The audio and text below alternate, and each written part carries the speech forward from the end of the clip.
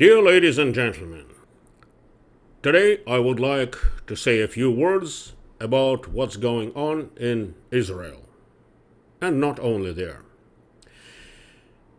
You probably know what happened yesterday. If you don't, I can tell you.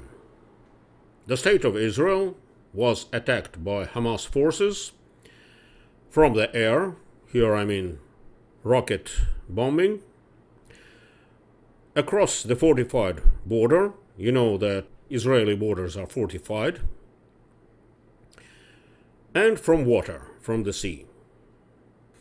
You probably know that there are huge casualties. More than 1,000 Israelis have been murdered, or just killed.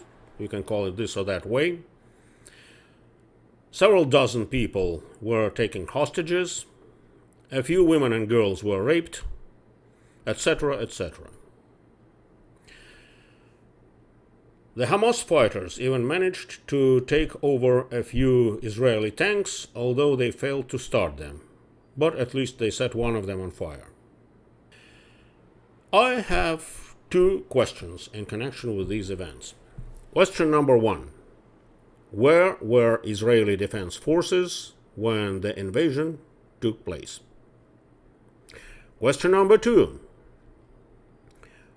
where was Israeli intelligence during the weeks and months when the invasion was being prepared? Self-explanatory, the questions are rhetorical. Why so? Because Israeli defense forces were where they were supposed to be, and Israeli intelligence was where it is supposed to be.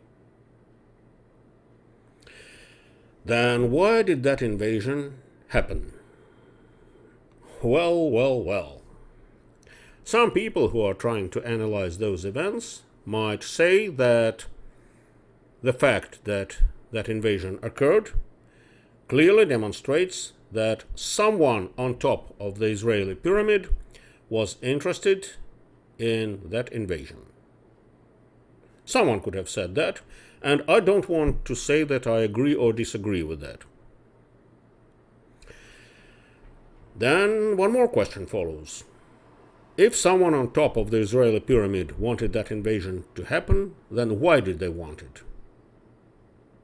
Is their goal can be formed as the goal of self-destruction of Israel? Maybe, I don't know. I wouldn't say yes or I wouldn't say no. But that conclusion might have some logic behind it. Then one more question can follow. Why would they like Israel to fall? I don't know. But if they really want that to happen, then probably European nations and North American nations have to get prepared. By the way, some of my critics used to say, "Oh, Anderson is afraid to say what he thinks." You know what? I'm not afraid of anything. I'm an old man, as you can see. And what can I lose? I'm not afraid. But of course, I'm not a suicidal person.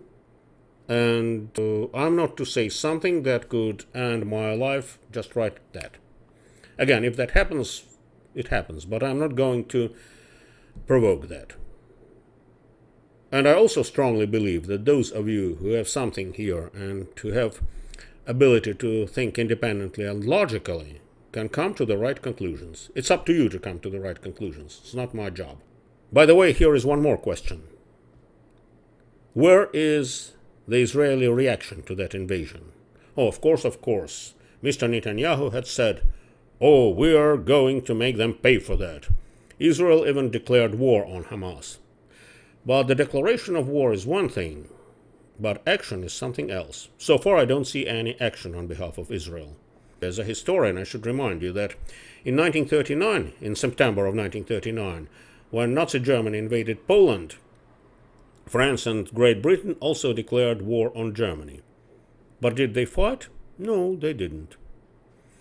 So that's something to think about as well. One more thing I would like to add to the above. It's like postscriptum. As a postscriptum, I would like to say welcome to the era of Biden. Joe Biden. You know that Joe Biden made a generous donation to the so-called Palestine state in the sector of Gaza.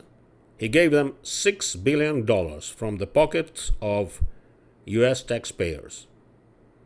And you probably know, if you live in the United States or in Canada, if you visit some American states, including but not limited to Washington State, Oregon State, Idaho, a couple other states where the level of poverty in the small American towns among Americans is close to the African level of poverty.